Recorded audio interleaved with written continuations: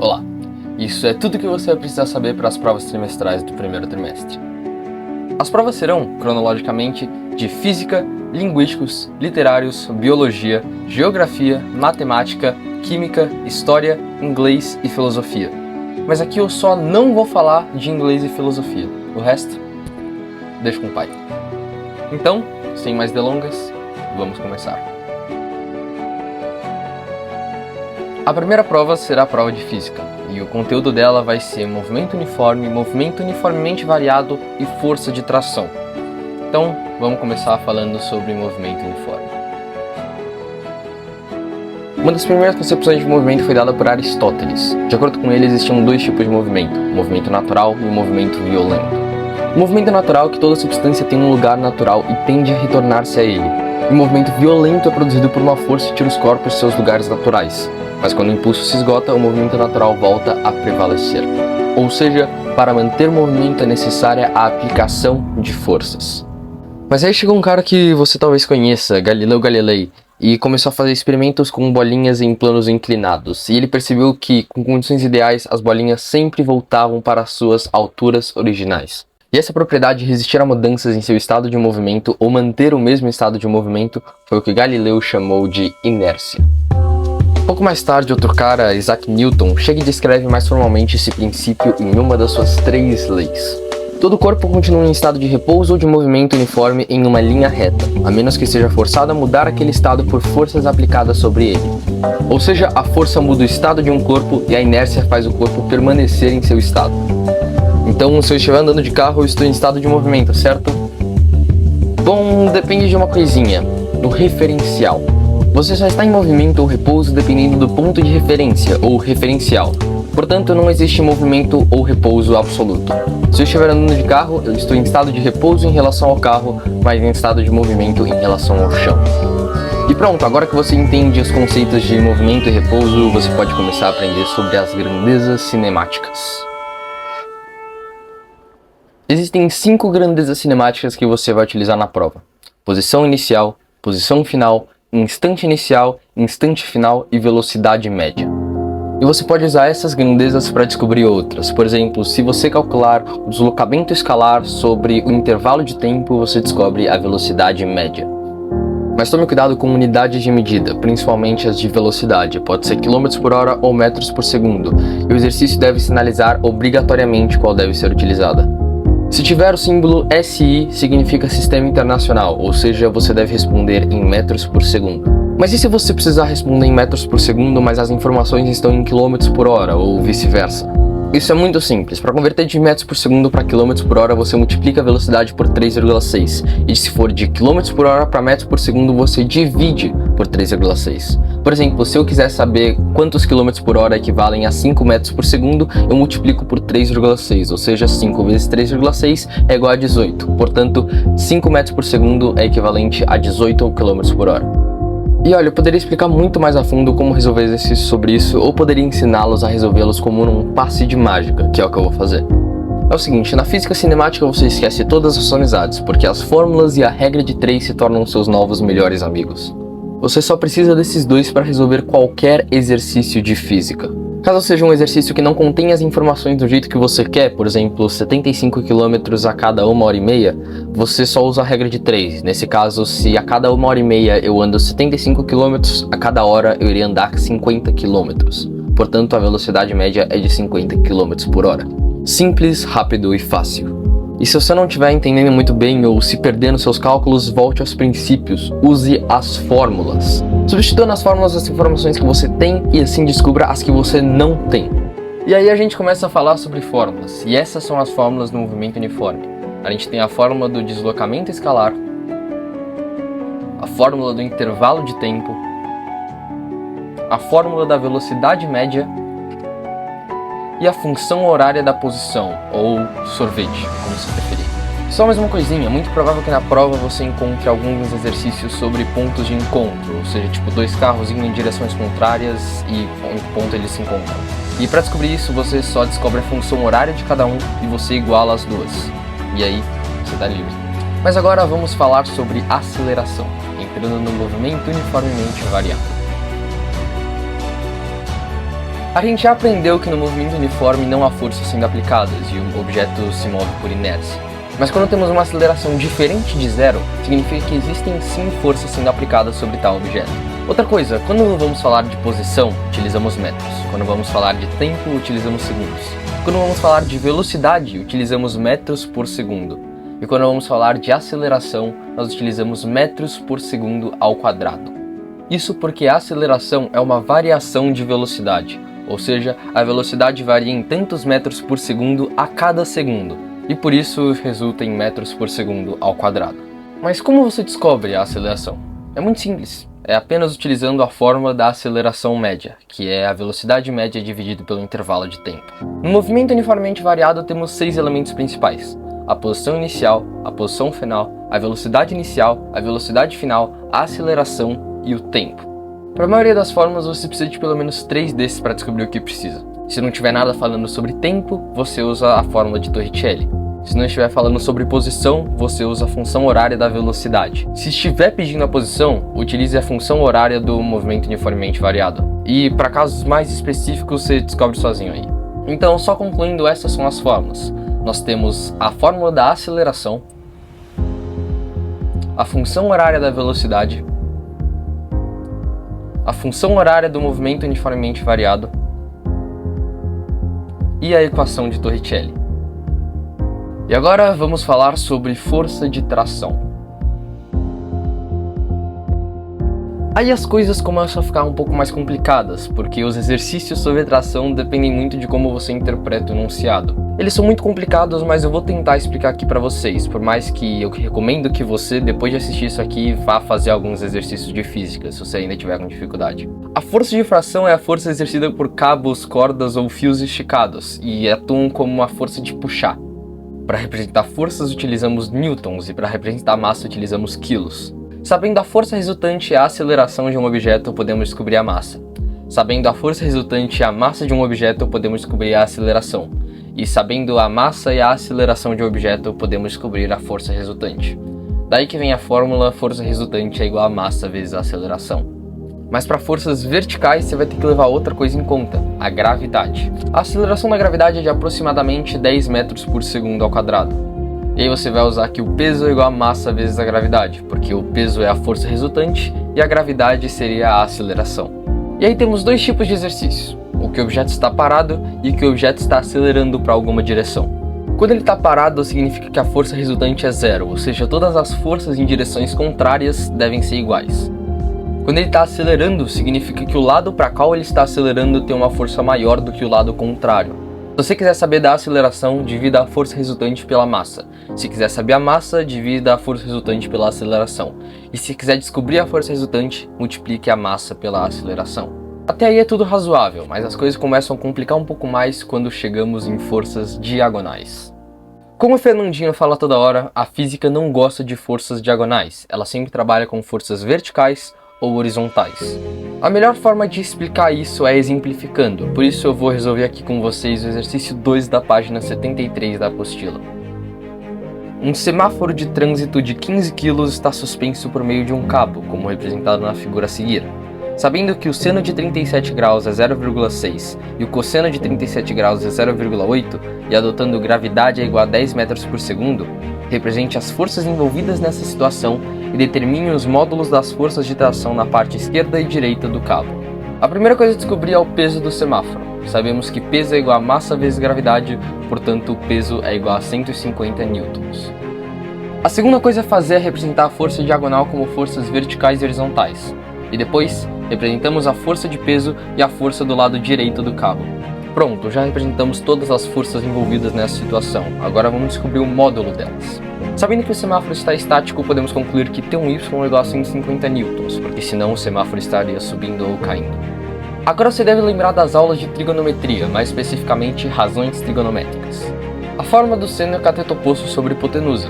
E nessa imagem temos um triângulo retângulo no qual T1y é o cateto oposto e T1 é a hipotenusa. O enunciado nos dá a informação de que o seno de 37 graus é 0,6, logo 150 dividido por T1 é igual a 0,6, então 150 é igual a T1 vezes 0,6, e fazendo a conta você descobre que T1 é igual a 250 newtons. Mas isso não é tudo, a gente ainda tem que descobrir T1x e T2, que são iguais porque são forças em sentidos contrários. Utilizando a fórmula do cosseno, podemos afirmar que T2 dividido por 250 dá igual a 0,8.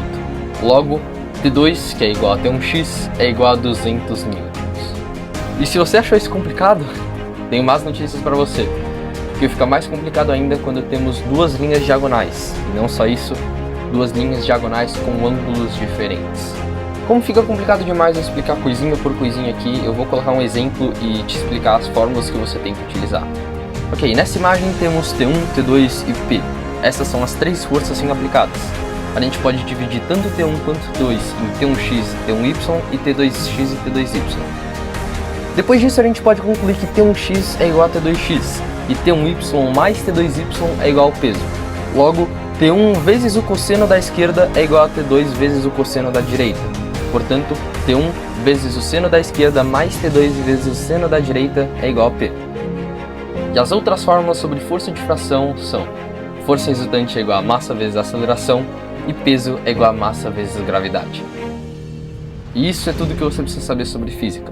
Eu espero que você tenha entendido e me desculpa se ficou um pouco confuso demais. Só que agora vamos falar sobre estudos linguísticos. Em estudos linguísticos a gente estudou texto, interpretação de texto, que não tem muito bem como ensinar, o conceito de texto, resposta dissertativa, resumo, paráfrase e síntese, conhecimento prévio, ruído de comunicação, ambiguidade e intertextualidade. Começando pelo conceito de texto. Um texto é uma produção verbal ou não verbal, ou os dois, ou seja, verbal e não verbal, que se constitui em algum código, no intuito de comunicar algo a alguém definido em determinado tempo e espaço. Produzido por um autor que deixa marca de suas ideologias, valores, crenças, grupo social e de sua época. Caso o texto seja literário, o emissor, seja narrador ou lírico, é uma criação do autor. Confuso demais? Ok, vou explicar um pouco mais devagar. Primeiramente, um texto não pode ser apenas frases e imagens aleatoriamente agrupadas. Ele deve ser formado com coerência entre suas partes, ou seja, cada parte do texto tem um significado dependente das outras partes do texto. Segundamente, existem dois tipos de linguagem, verbal e não verbal. A linguagem verbal é expressa por palavras, escritas ou faladas. A linguagem não verbal é tudo que não é palavra, seja imagens ou cores. Um texto pode ser formado apenas por linguagem verbal, apenas por linguagem não verbal ou os dois, linguagem verbal e não verbal. Terceiramente, um texto deve estar situado no tempo e no espaço, ou seja, com data e localização definida. Também deve ter um receptor definido que possa ser imaginado ou identificado. Quartamente, se é que essa palavra existe, ele deve ser produzido por um autor que deixe marcas de sua época, seus valores, suas ideologias, suas crenças e seu grupo social ou o que ele está representando. E se o texto for literário, o emissor, narrador se for em prosa e o lírico se for poema, é criado artisticamente pelo autor. Mas isso não é tudo. Um texto também precisa de contexto. O contexto adiciona sentido no texto, disponibilizando o significado exato das palavras. Existem dois tipos de contexto, o situacional e o linguístico. O contexto situacional tem a ver, obviamente, com a situação, isto é, o local, o momento histórico, os interlocutores, etc. E o linguístico tem a ver com as propriedades linguísticas que acompanham o texto. Pode ser o livro, a frase e o texto, entre outros, que a palavra ou imagem se encontra. E esse é o conceito de texto. Agora vamos falar sobre resposta dissertativa. Desculpa aí, deu um problema com a câmera, mas tô de volta já. A resposta dissertativa tem como objetivo garantir que o aluno entendeu o que se pede, seja interpretar um texto, aplicar um conceito ou qualquer outra coisa. Por estar no meio acadêmico, a linguagem deve ser formal, precisa e denotativa. Não pode apresentar nem referências indiretas, como na tirinha acima ou essas coisas, nem marcas de interlocução, como você, nós, podemos, não sei o que. E agora eu vou te mostrar um passo a passo sobre como montar uma resposta dissertativa. O primeiro passo é o planejamento. Verifique o que o enunciado pede e circule ou grife os verbos de comando. Explique, justifique, considere essas coisas assim. E entenda o que a questão pede. O segundo passo é o rascunho. Faça um rascunho da sua resposta antes de ir para o papel final. Não se esqueça de não utilizar referências indiretas nem marcas de interlocução e utilizar linguagem formal e denotativa. O terceiro passo é a revisão. Fique atento à estrutura da sua resposta. Certifique-se que todas as frases fazem sentido e que o seu raciocínio está explícito no texto. Verifica de novo o que o enunciado pede e, caso você precise, refaça tudo só para garantir que está tudo indo ok. O quarto passo é a finalização. Passe a limpo sua resposta e fique feliz por finalmente ter respondido uma pergunta. E aqui eu vou ler o exemplo de uma resposta ideal e mostrar por que ela é uma resposta ideal. Descontextualizada, a fala "eu tenho 0 motivos" poderia ser empregada pelo rato se o animal quisesse reconhecer que não possuía qualquer argumento para convencer o outro a ceder o queijo. Considerando, contudo, as informações não verbais, isto é, o punho fechado, além de remeter ao 0 em contraste com os 3 dedos em rise do interlocutor, indicam também que a personagem, na verdade, ameaça o outro, ao sugerir o uso de violência para tomar para si o lanche. No começo temos o uso da palavra descontextualizada, que indica que o primeiro sentido não é o válido. E aí quando ele fala "não possui qualquer argumento", você mostra o primeiro sentido. E desde não verbais até rixe do interlocutor, esses são os dados do contexto linguístico que sustentam o sentido que foi indicado, que é o que está em azul, que é o segundo sentido, ameaça e uso de violência para tomar para si o lanche. E agora vamos falar sobre paráfrase, resumo e síntese. A paráfrase é basicamente escrever com outras palavras. Existem 2 tipos de paráfrase, o resumo e a síntese. Os dois selecionam apenas as partes mais importantes do texto original, mas eles se diferem na intenção comunicativa. Quando você resume histórias, você mantém o caráter narrativo do texto original, ou seja, você fala o que acontece. Já na síntese, você elimina o aspecto narrativo e conta apenas a interpretação, ou seja, você fala a mensagem que o texto quer passar. Então, o resumo normalmente vai envolver nomes ou referências diretas a personagens do texto, como Calvin ou Mafalda, enquanto uma síntese abrange mais coisa, com falas mais abertas, como o ser humano, os jogadores da seleção brasileira. E agora vamos falar sobre conhecimento prévio. A informação acumulada no seu repertório recebe o nome de conhecimento prévio. Existem 3 categorias desse tipo de conhecimento: linguístico, textual e de mundo. O conhecimento linguístico é o conhecimento do idioma ou do código linguístico, ou seja, não só a língua, mas também expressões, gírias, entre outros. O conhecimento textual é, como o próprio nome já diz, ser familiarizado com o gênero textual. Um exemplo disso é que você reconhece um jornal mesmo se ele estiver em russo, por conta do conhecimento do gênero textual jornalístico. E o conhecimento de mundo é o repertório acadêmico, social e cultural que você acumula durante a sua vida. Por exemplo, uma pessoa que já amou e foi apaixonada por alguém e outra pessoa que nunca teve essa experiência podem interpretar um mesmo texto de maneiras diferentes. Um ruído de comunicação é qualquer distúrbio ou perturbação que ocorre durante a transmissão de uma mensagem de um emissor a um receptor e resulta na perda de informação. Podem ser coisas como pronúncia incorreta, entonação inadequada, afirmação no lugar de pergunta e vice-versa, vocabulário de difícil compreensão, mensagem mal estruturada e muitos outros. Também pode ocorrer do emissor ou do receptor estarem em estado de distração, sentimentos, pré-julgamentos, etc. E agora vamos falar sobre ambiguidade. Quando uma frase ou palavra pode ter 2 sentidos diferentes no mesmo contexto, ela é considerada ambígua. Deve-se evitar a ambiguidade se seu texto for informativo, ou seja, busca clareza e objetividade. Mas em poemas, textos publicitários ou letras de músicas que buscam chamar a atenção do leitor, o duplo sentido pode ser um recurso expressivo a ser utilizado. E agora, para fechar estudos linguísticos, vamos falar sobre intertextualidade. A intertextualidade ocorre quando um texto é incorporado em outro. Na aula tivemos os vários exemplos do filme Shrek, mas aquelas não são as únicas manifestações da intertextualidade. As principais manifestações são a citação, que é a transcrição exata da fala de outra pessoa, que normalmente tem o uso das aspas, que pode ser usada para confirmar uma ideia defendida no texto, compor um pensamento novo apresentando um novo ponto de vista, ou até confrontando a ideia original. E a paródia, que é a apropriação de partes ou elementos de um texto anterior, só que mudando eles, com o objetivo de comédia ou apresentar uma crítica. E isso é tudo que você precisa saber sobre estudos linguísticos. Agora vamos falar sobre literários. E agora vamos para estudos literários. Em literários vai cair funções de linguagem, trovadorismo e os livros Alto da Barca do Inferno e Alto da Compadecida. Eu não vou explicar os livros aqui, eu só vou falar de funções de linguagem e trovadorismo. Então vamos começar logo. Então, para começar, a comunicação também de 6 fatores, sendo eles um emissor, um receptor, uma mensagem, um referente, um código e um canal. Já eu explico direitinho o que cada um é, mas lembre-se de que sem qualquer um desses 6 fatores não é comunicação. Não importa se está transmitindo informação ou dialogando sem esses fatores, não é considerado um ato comunicativo. Então vamos se aprofundar um pouco mais em cada fator, começando pelo emissor. O emissor é aquele que produz a mensagem, então é dele que ela surge. Pode ser uma pessoa, um grupo, uma empresa, uma instituição, o que quer que seja. Se produz a mensagem, é o emissor. E do outro lado da linha temos o receptor. O receptor é quem recebe a mensagem do emissor. É para ele que a mensagem é dirigida e é ele que decodifica e compreende ela. Agora, entre os dois temos a mensagem. A mensagem é o objeto da comunicação, o conteúdo da comunicação, o que o emissor e o receptor estão comunicando um com o outro. Também temos o referente, que é o contexto da comunicação, é a situação que a mensagem está se referindo. Também temos o código, que é um sistema linguístico, seja ele uma língua ou um conjunto de signos, que é utilizado na mensagem. E, para finalizar, temos o canal, que é o meio pelo qual a mensagem é transmitida. Isso pode ser TV, um livro, uma fala, um jornal, o que quer que seja. Mas isso não é tudo.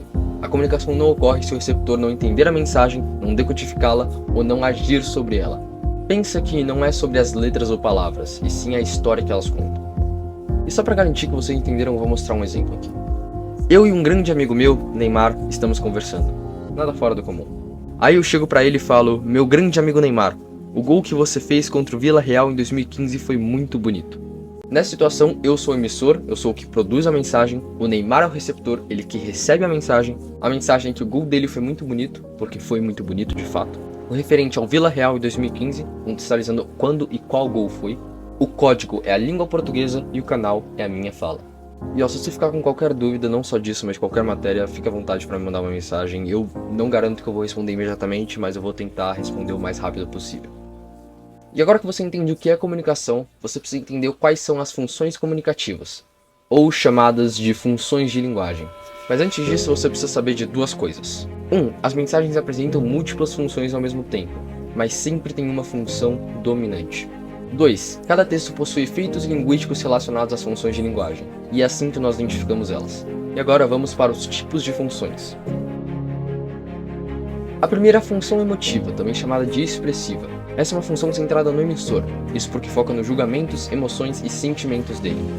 Ela é caracterizada pelo uso da primeira pessoa e subjetividades, ou seja, opinião, e tem o intuito de emocionar. Um exemplo disso é quando eu digo: eu amo matemática, é a melhor matéria do mundo. Eu estou dando minha opinião e expressando minhas emoções em relação à matemática, portanto, função emotiva. A segunda é a função conativa, ou apelativa, e está centrada no receptor, isso porque tem a intenção de influenciá-lo. A principal característica é o uso dos verbos no imperativo, e por isso é muito usada na linguagem publicitária. Compre batom, seu filho merece batom. A próxima é a função poética, que é facilmente confundida com a emotiva. Ela está centrada na mensagem e valoriza a informação pela forma como é transmitida, seja isso a estrutura do texto da fala, e busca criatividade artística em sua forma de expressão. Ela é caracterizada pelo uso de palavras no sentido figurado e, principalmente, o uso de figuras de linguagem. Então, por exemplo, o ditado "quem com ferro ferre, com ferro será ferido" é uma função poética pela escolha de palavras, repetição de ferro, ferre e ferido, e pela forma de escrita. A quarta é a função denotativa ou referencial, está centrada no referente. Isso significa que ela visa compartilhar uma informação focada no contexto, e tem como principal característica o uso da terceira pessoa, além do uso da denotação. Então quando eu digo: na terça-feira, dia 14 de fevereiro, o time de futebol Fortaleza Esporte Clube venceu o Bahia Esporte Clube por 3-0, com os 3 gols marcados no primeiro tempo. Perceba que eu não abro espaço para subjetividade, ou seja, eu fui direto e usei a terceira pessoa para transmitir informações. A penúltima é a função metalinguística, que tem como intenção explicar o código ou refletir sobre ele. Um filme sobre linguagem cinematográfica ou um curso sobre como fazer cursos são um exemplo disso. Então a principal característica dela é a metalinguagem, que é a linguagem que se refere a ela mesma. E, para finalizar, a função fática. Ela está centrada no canal, ou seja, tem como intenção testar, iniciar, prolongar, verificar ou interromper a própria comunicação. Pense em coisas como conversa de elevador, ou ligações de telefone. Oi, você tá me ouvindo? Alô? E agora, para acabar logo com estudos literários, vamos falar sobre trovadorismo. O trovadorismo é uma tradição medieval de poesia lírica que floresceu nas regiões de Lingocitana da Europa, entre os séculos XI e XIII. Ele surgiu no sul da França, mais especificamente na Provença, e o termo trovador vem da palavra trobar, que tem o significado de inventar ou encontrar. Na época que ele surgiu, a Igreja Católica era a organização mais poderosa do Ocidente, e por isso eles controlavam a leitura e a escrita.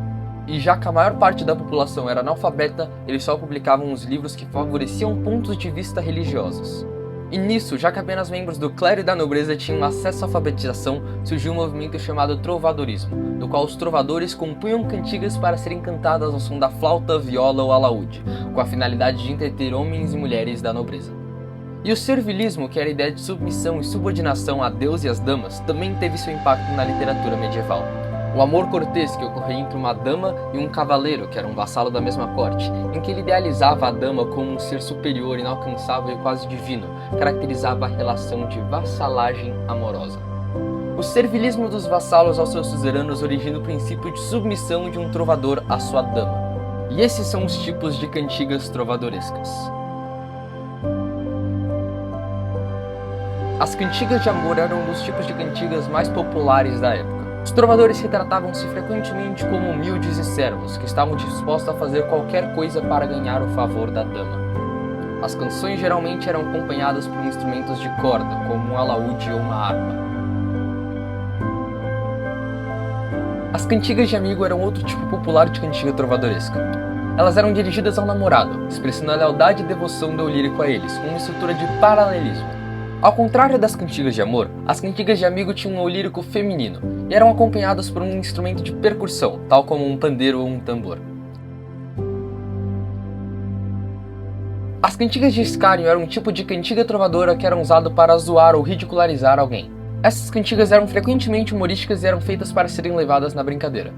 Os trovadores que escreviam essas canções usavam normalmente jogos de palavras e metáforas inteligentes para zoar seus alvos. As cantigas de escárnio eram acompanhadas por uma variedade de instrumentos, incluindo o rebeque, que era um tipo de violino medieval. As cantigas de maldizer eram um tipo de canção trovadora que eram usadas para insultar ou criticar alguém. Essas cantigas eram frequentemente duras e destinavam-se a ser levadas a sério. Os trovadores que escreviam elas utilizavam uma linguagem explícita e atacavam seus alvos sem misericórdia. E tanto elas quanto as cantigas de escárnio se encaixam na categoria de cantigas satíricas. E esse é o conteúdo de estudos literários. Agora vamos falar de biologia.